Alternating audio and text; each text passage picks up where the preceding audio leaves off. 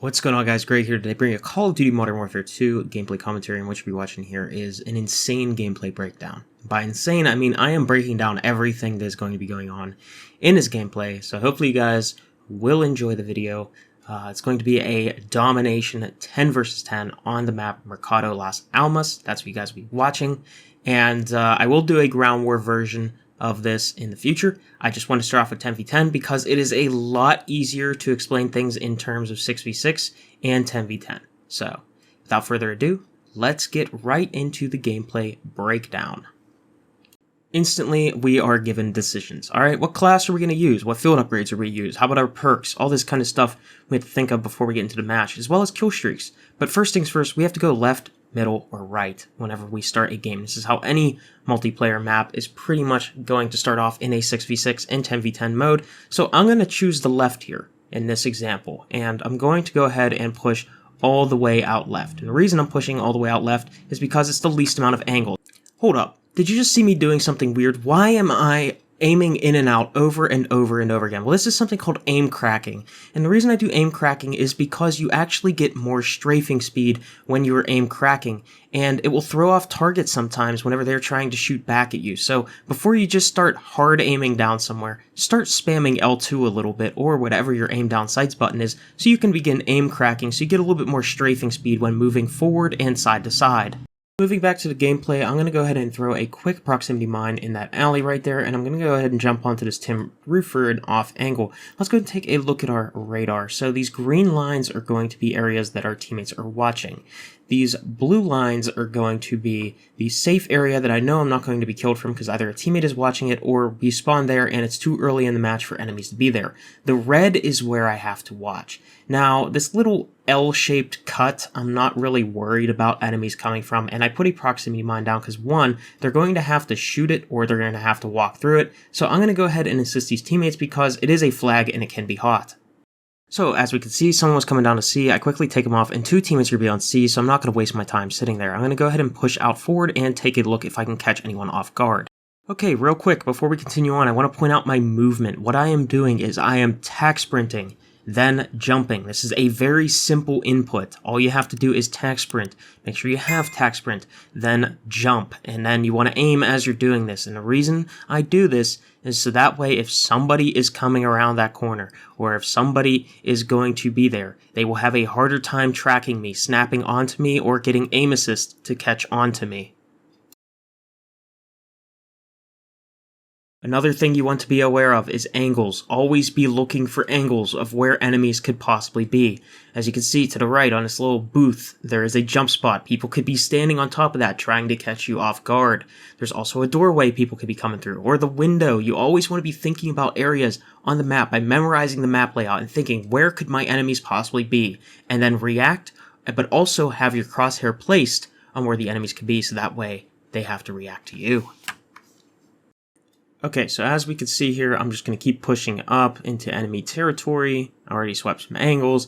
Going to check some angles I haven't, and I'm going to slide around a corner just as a little bonus of movement, so that way maybe I can catch someone off guard. Real quick, teammate called up a UAV. This is a great time for us to go ahead and check our minimap because it's going to go ahead and sweep. And as we can see, someone is above us as denoted by the up caret, but also we can see what layer people are on based off of that. And we also have to think about that guy behind us. How long is it going to take for him to get to us? So we know we can take out this guy who's above us, and then we can turn around for the other guy.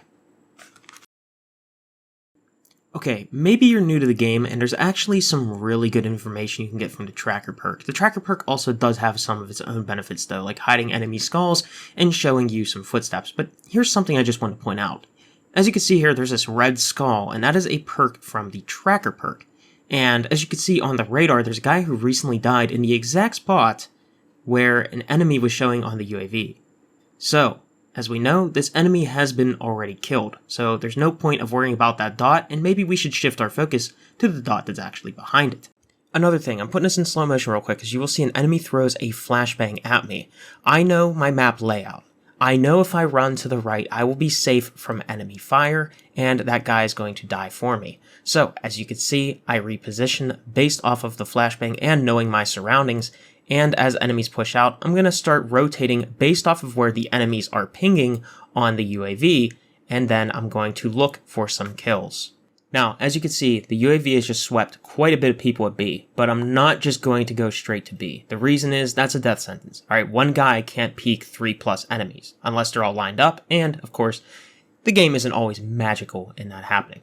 So I'm going to go ahead on the flank and watch real quick for some picks, and then I'm going to individually challenge each enemy by looking at angles. So as you can see, everything happens so fast in Call of Duty, and this is where you have to be on top of your game with decision making, because Call of Duty is a game where everything happens in a matter of milliseconds. Your decision making has to be in a matter of milliseconds, and the only way you're going to improve your decision making is by actually making the wrong decisions and learning from your decisions. As you learn from your decisions, you will be able to make smarter choices and go on more kill streaks, win more games, and everything of that nature. Now let's talk about the advanced UAV. As we can see here on the radar, there are a lot of directional arrows on the radar, just like our teammates, and those are the enemies. The advanced UAV is one of the most powerful kill streaks in the entire game because it shows enemies' locations in real time. There may have been a moment where you've been on the opposing team of an advanced UAV, and you just feel like the enemy players are all of a sudden cheating. They just know where you're at all times, and no matter what you do, even with the ghost perk, you just can't seem to escape the fact that these guys just always know where you're at. More than likely, the enemies have an advanced UAV, and you have to be very careful when this is being utilized. You need to be smarter about your decision making, or you will just fall victim to enemies knowing every move you make. Unfortunately, since the UAV kill streak is just so easy to earn at 4 kills, Call of Duty really becomes a game of connect the dots. Pretty much, you are just looking at your radar, trying to look for enemy pings that are showing up on your UAV whenever one is called in, and then you're pretty much anticipating where your enemies are going to show up based off of the map layout.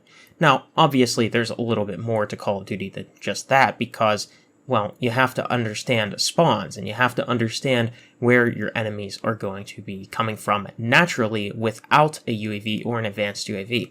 But it's not to say that UAVs are not something that happen almost all the time in a Call of Duty match. I mean, I'm not going to lie to you guys, whenever I'm playing the game, it's constant friendly UAVs or enemy UAVs being called in, so it really is just a game of connect the dots whenever that's going on. You just look at your radar, you see where the enemies are going to be, and that is how you're going to make your engagements.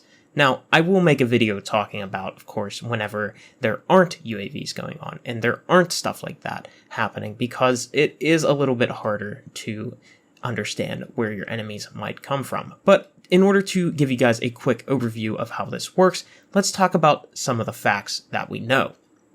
We know that spawns are set. Spawns are not random, spawns are set, and it's based off of a few factors. Where are the enemy players located? Where are your teammates located? And it's going to generally try to spawn enemies with other enemies. It's going to try to spawn teammates with other teammates. Call of Duty Modern Warfare 2 uses what the community likes to call a squad spawn system. And the squad spawns is basically enemies spawn with enemies, teammates spawn with teammates. So, by knowing this information, you should realize that, while yes, enemy-owned territory, such as if the enemy were to own the C flag, the enemies would more than likely be spawning to that C area. Why? Because that should, in theory, be where the enemies are going to be, considering they own that territory. However, it's not always the case, because if enemies somehow were to flip to a different area, or let's say a teammate of the enemy gets a nice flank off on your team, and they are behind you, and let's say they are somewhere closer to A, well, the game could start squad spawning a bunch of enemies onto that player. And this is where you need to be aware that the squad spawn system can make the spawns in Modern Warfare 2 feel pretty random at times. So you might just scratch your head and say, why did this guy spawn on top of me? Why did this guy spawn behind me? Well, the squad spawn system is not a traditional spawn system that normally it would make sense. The game in Domination would feel like a tug of war, where it's a side versus side of the enemies usually having one flag, and then you're trying to fight for the other flags, and you're going back and forth on the 3 lanes of the map. In Modern Warfare 2, domination almost feels like a game of team deathmatch because the spawns are not really influenced as much by the flags, but rather where the enemies are located. And in situations like this match, where there's just an advanced UAV after advanced UAV, the enemies are just getting steamrolled, and whenever that happens, it is very hard for the enemies to gain momentum in order to get some flags back. Now, moving on back to the gameplay though, there is something I really want to point out, and this is something that's common on a lot of these maps. I'm going to put this in slow motion, and you guys are going to see what happens here. So let's go ahead and take a look. So I want you guys to be aware that some of these maps are not properly trimmed. And as you can see in this gunfight, one, I don't have aim assist on here, but that's not really the problem for me. The problem is as you can see, I'm actually hitting the lamppost, and you can see that by the sparks flying out. And as a result, this guy has a better angle on me, and he's actually able to take me out much easier because my bullets are being absorbed by the lamppost. And there's a lot of clipping problems on these maps, and this is going to be most noticeable in Ground War. Ground War has a lot of clipping issues on a lot of maps, especially around hills, and it was very common to have this issue show up in Modern Warfare 2019 on a map like Krovnik Farmland or Verdansk Riverside, where there were just so many areas on the map where you would just be shooting an enemy and your bullets just seem like they're disappearing. So always be aware of spots where your bullets might just get absorbed by something. Where this can happen is flagpoles. Flagpoles in domination, you just simply cannot shoot through them, and the clipping is not exactly one-to-one with what you see, like some of the lampposts in this game. So you might think a lamppost or something could be a nice piece of cover, but it can actually work against you. So just be aware of that whenever you are playing the game, because it will get you killed. Now I'm going to go over a quick movement technique that you're going to see me use here very shortly. And this movement technique is called snaking. Now I only do it once, and you don't have to spam it, but a lot of people do spam it. How you snake is you hold the prone, sprint, and pull back on your movement stick or key, and basically this is going to allow you to kind of have a pretty significant advantage over your enemy. How snaking works is it's very hard to see an enemy and get consecutive shots in on an enemy who is snaking, because it's going to make their head pretty much be like a Houdini. It's going to appear and then it's going to disappear over and over again. And this makes it for your enemies to struggle to hit you. So snaking is a very useful tactic, and it's something that a lot of higher skilled players use to throw off your enemies, especially whenever they are already on cover. So if you haven't already, be sure to practice your snaking so that way you can use this whenever you're around pieces of cover, windows, whatever it may be, in order to throw off your enemies and have a much easier time at winning your gunfights. But anyways, that's going to about wrap it up here for today's video. Hopefully you guys have enjoyed this gameplay commentary, and hopefully it has helped you guys learn something today about Call of Duty Modern Warfare 2. There still are many other topics for me to cover and little tips and tricks that I would love to go over for you guys, and I'm going to keep doing it in this format of gameplay breakdowns as well as much more. So if you're new to the channel, be sure you hit that subscribe button so you don't miss a video of mine, and if you are a longtime subscriber of mine watching the video and you made it to the end, I would like to say thank you very much. Anyways, hopefully you guys enjoyed. I hope you all have a great day, and I will see you all in the next one. Peace out.